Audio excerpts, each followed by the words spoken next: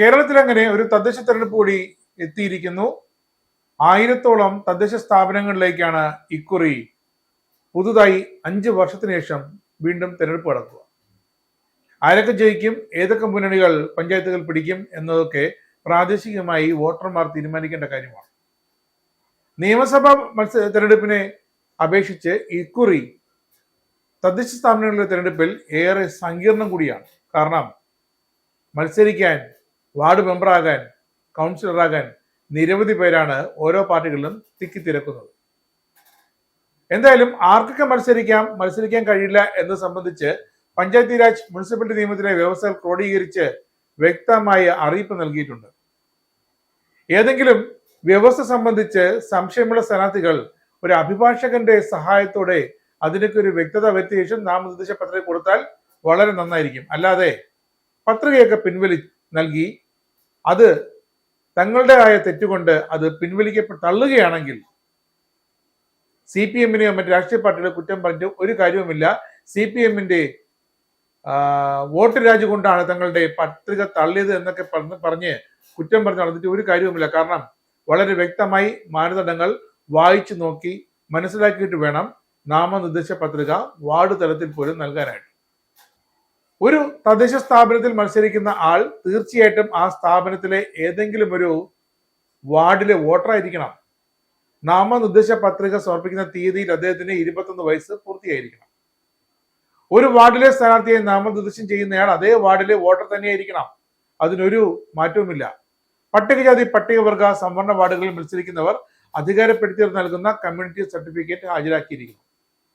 സംസ്ഥാന സർക്കാർ, കേന്ദ്ര സർക്കാർ, തദ്ദേശ സ്വയംഭരണ സ്ഥാപനങ്ങൾ ഇവ നിയന്ത്രിക്കുന്ന കോർപ്പറേഷനുകൾ എന്നിവിടങ്ങളിലെ താൽക്കാലിക, കരാർ, ദിവസ വേതനക്കാർ അടക്കം ആർക്കും മത്സരിക്കാൻ ഇത്തവണയും കഴിയില്ല. കേന്ദ്ര സംസ്ഥാന സർക്കാരുകൾക്കും തദ്ദേശ ഭരണ സ്ഥാപനങ്ങൾക്കും 51% കുറയാതെ ഓഹരിയുള്ള കമ്പനികളിലും സഹകരണ സ്ഥാപനങ്ങളിലുമുള്ള ജീവനക്കാർക്കും അയോഗ്യതയുമുണ്ട്. സംസ്ഥാനത്ത് ഏതെങ്കിലും ഒരു ബോർഡിലെയോ ദേവസ്വം ബോർഡ് അടക്കമുള്ള ബോർഡുകളിലെയോ സർവകലാശാലയിലെയോ ഉദ്യോഗസ്ഥർക്കും ജീവനക്കാർക്കും സ്ഥാനാർത്ഥിയാകുന്നതിന് ഒരു അനുവാദവുമില്ല.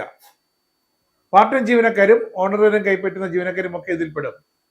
സംസ്ഥാന സർക്കാരിന് 51% ഓഹരി ഇല്ലാത്ത പ്രാഥമിക സർവീസ് സഹകരണ സംഘങ്ങളിലെ ജീവനക്കാർക്ക് ഒരു മടിയും കൂടാതെ മത്സരിക്കാം. പിന്നെ അംഗൻവാടി ജീവനക്കാർ, ബാലവാടി ജീവനക്കാർ, ആശാ വർക്കർമാർ ഇവർക്ക് മത്സരിക്കാം. സാക്ഷരതാ പ്രേരകന്മാർക്ക് പഞ്ചായത്തുകളിൽ മാത്രമേ മത്സരിക്കാനുള്ള സംവിധാനമുള്ളൂ.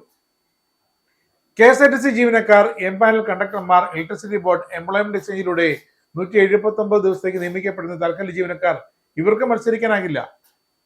കുടുംബശ്രീ CD ചെയർപേഴ്സൺമാർ ജീവനക്കാരല്ലാത്തതിനാൽ അവർക്ക് മത്സരിക്കാൻ അയോഗ്യതയില്ല, അവർക്ക് മത്സരിക്കാം. എന്നാൽ തദ്ദേശ സ്ഥാപനങ്ങളിലെ CDS അക്കൗണ്ടന്റുമാർക്ക് തെരഞ്ഞെടുപ്പിൽ മത്സരിക്കുന്നതിന് വിലക്കുണ്ട്. സർക്കാരുമായോ തദ്ദേശ സ്ഥാപനവുമായോ നിലവിൽ കരാറിൽ ഏർപ്പെട്ടിട്ടുള്ള ഒരാൾ അയോഗ്യനാണ്. എന്നാൽ മുമ്പ് ഏതെങ്കിലും ഒരു കരാർ പണിയിലോ അവകാശമുണ്ടായിരുന്നു എന്ന കാരണത്താൽ അയോഗ്യത ഉണ്ടാകില്ല, അവർക്ക് മത്സരിക്കാം. സമൂഹത്തിന്റെ ഒരു പ്രതിനിധി എന്ന നിലയിൽ സമൂഹത്തിന്റെ നന്മയ്ക്ക് വേണ്ടി പഞ്ചായത്തിലെയോ മുനിസിപ്പാലിറ്റിയിലെയോ ഏതെങ്കിലും ഒരു ജോലി ഏറ്റെടുത്തവർക്കും മത്സരിക്കാം. തദ്ദേശ സ്ഥാപനത്തിന്റെ കെട്ടിടമോ കടമുറിയോ വ്യാപാര ആവശ്യത്തിന് വാടക വ്യവസ്ഥയിലോ പാട്ട വ്യവസ്ഥയിലോ ഏറ്റെടുത്തിട്ടുണ്ടെങ്കിൽ അത് മത്സരിക്കാം, അയോഗ്യതയല്ല. പിന്നെ ഏറ്റവും കടുത്ത അയോഗ്യത ഇനി പറയാൻ പോകുന്നതാണ്. സർക്കാരിലേക്കോ തദ്ദേശ സ്ഥാപനങ്ങളിലേക്കോ ഏതെങ്കിലും കുടിശ്ശിക ഇപ്പോഴും ബാക്കി വച്ചിരിക്കുന്നവർ അയോഗ്യരാണ് മത്സരിക്കാൻ. കുടിശ്ശികക്കാരെ കണക്കാക്കുന്നതിന് അത് സംബന്ധിച്ച് ബില്ലോ നോട്ടീസോ നൽകുകയും അതിൽ നിർദ്ദിഷ്ട സമയത്തിന് ശേഷവും തീർപ്പാക്കിയില്ലെങ്കിൽ മാത്രമാണ് ഇവർക്ക് അയോഗ്യത. അത് തീർപ്പാക്കി കഴിഞ്ഞാൽ നിശ്ചിത സമയപരിധിക്കുള്ളിൽ തീർപ്പാക്കിയാൽ അവർക്ക് മത്സരിക്കാം. പക്ഷെ ഇത് ബാങ്കുകൾക്കോ സർവീസ് സഹകരണ സംഘങ്ങൾക്കോ നൽകുന്ന കുടിശ്ശിക സർക്കാരിനോ തദ്ദേശ സ്ഥാപനം നൽകാനുള്ള കുടിശ്ശികയെ കണക്കാക്കാനും പറ്റില്ല. ബാങ്കുകൾ, KFC, KSFE മുതലായ കൊടുക്കാനുള്ള കുടിശ്ശിക റവന്യൂ റിക്കവറിയുടെ നടത്തുന്നെങ്കിലും അത് ഒരു കുടിശ്ശികയെ കണക്കാക്കില്ല. അപ്പോൾ അവർക്കൊക്കെ മത്സരിക്കാം. സർക്കാരിന് ഏതെങ്കിലും തദ്ദേശ സ്ഥാപനത്തിന് നൽകാനുള്ള കുടിശ്ശിക ഗഡുക്കളാക്കി അടയ്ക്കാൻ ആ സ്ഥാപനത്തിന് അനുമതി ഉണ്ടെങ്കിൽ, അതിൽ ഗഡുക്കൾ മുടങ്ങിയിട്ടുണ്ടെങ്കിൽ മാത്രമേ ആ വ്യക്തിയെ കുടിശ്ശികക്കാരനെ കണക്കാക്കി ഈ തിരഞ്ഞെടുപ്പിൽ നിന്നും വിലക്കുകയുള്ളൂ. 51 ജനപ്രാതിനിധ്യ നിയമത്തിലെ 8ാം വകുപ്പിൽ പരാമർശിച്ചുള്ള ഏതെങ്കിലും ഒരു കുറ്റത്തിന് ശിക്ഷിക്കപ്പെട്ടതോ അല്ലെങ്കിൽ സാൻമാർഗിക ദൂഷ്യം ഉൾപ്പെടെ ഒരു കുറ്റത്തിന് 3 മാസത്തിൽ കുറയാതെയുള്ള ഒരു കാലത്തേക്ക് തടവ് ശിക്ഷ വിധിക്കപ്പെട്ടതായ ആൾക്ക് അയോഗ്യത ഉണ്ടാകും, മത്സരിക്കാൻ പറ്റില്ല. ശിക്ഷിക്കപ്പെട്ടാൽ ജയിൽ മോചിതനായ ശേഷം 6 കൊല്ലം വരെ അയോഗ്യനാണ് എന്നുകൂടി ഓർക്കണം. ശിക്ഷ നടപ്പാക്കുന്നത് അപ്പീൽ കോടതി സ്റ്റേ ചെയ്തിട്ടുണ്ടെങ്കിലും ആ ശിക്ഷ സ്റ്റേ ചെയ്യാത്തിടത്തോളം കാലം അയോഗ്യതയുണ്ടാകും. അപേക്ഷ സൂക്ഷ്മ പരിശോധന നടത്തുന്ന ഒരു ദിവസത്തെ സ്ഥിതിയാണ് യോഗ്യതയ്ക്കും അയോഗ്യതയ്ക്കും കണക്കാക്കുക. ഏതെങ്കിലും ഒരു കേസുകളിൽ പ്രതിയായതുകൊണ്ട് മാത്രം ഒരാൾക്ക് തെരഞ്ഞെടുപ്പിൽ മത്സരിക്കുന്നതിന് അയോഗ്യതയില്ല. അഴിമതിക്കോ കൂറില്ലായ്മയ്ക്കോ ഉദ്യോഗത്തിൽ നിന്നും പിരിച്ചുവിടപ്പെട്ട ഉദ്യോഗസ്ഥർക്ക് പിരിച്ചുവിടപ്പെട്ട തീയതി മുതൽ 5 വർഷത്തേക്ക് അയോഗ്യത ഉണ്ടാകും. സംസ്ഥാന തദ്ദേശ സ്വയംഭരണ സ്ഥാപനങ്ങളിലെ കൂറുമാറ്റ നിരോധന ആക്ടിലെ വ്യവസ്ഥ പ്രകാരം അയോഗ്യരാക്കപ്പെടുന്നവർക്ക് അയോഗ്യരാക്കപ്പെട്ട തീയതി മുതൽ 6 വർഷം തികയുന്നതുവരെ മത്സരിക്കാനേ പറ്റില്ല. അയോഗ്യത സംബന്ധിച്ച് ഹൈക്കോടതിയിൽ നിന്നും സ്റ്റേ ഉണ്ടെന്ന കാരണമെന്നും പറഞ്ഞ് ഈ അയോഗ്യതയിൽ നിന്നും രക്ഷപ്പെടാനുമാകില്ല.